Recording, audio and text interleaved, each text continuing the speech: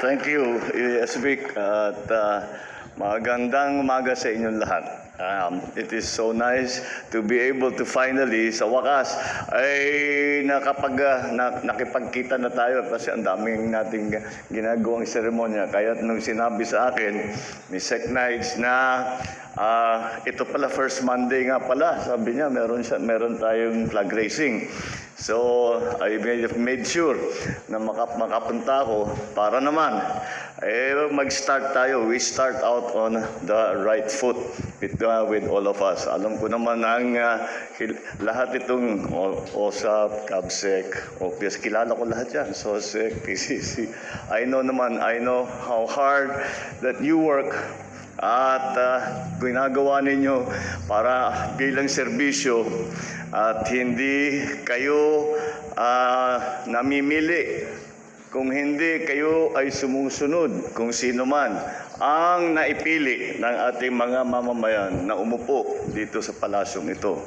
Kaya sana naman ito'y simula ng isang napakagandang working relationship sa atin. For sure, hindi naman siguro kayo magtataka. May mga bago. Alam niyo naman, kani-kanilang style yan. So may magbabago, pero huwag niyong aalahanin. We consider you, hindi kayo ang empleyado namin. You are our partners. Hindi namin magagawa yung gagawin namin kung hindi sa inyo. Marami kasi tayo, hindi naman kasi simpleng bagay ang trabahong ibinigay sa atin.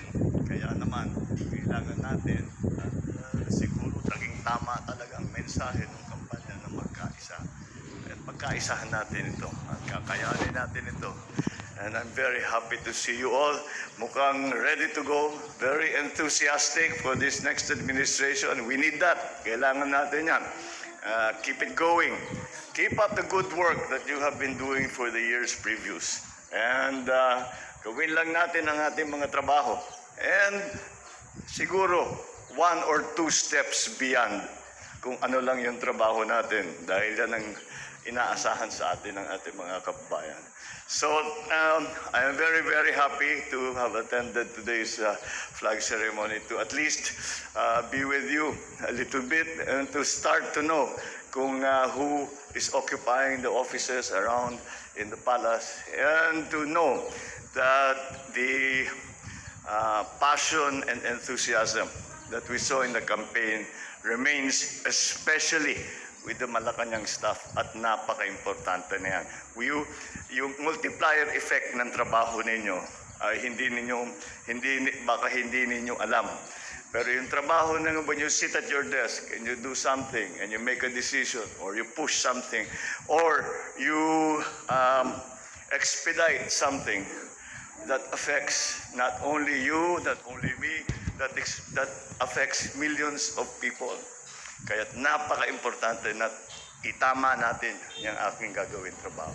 So, I think medyo redundant na siguro yan because kaya kayo nandito dahil nauunawaan ninyo kung gaano kahalaga ang inyong ginagawa.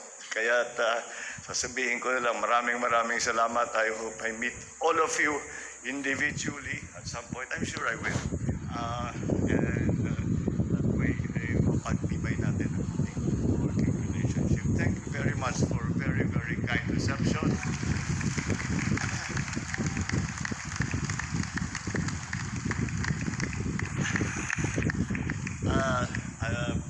Parang ang pakiramdam ko, I really am in friendly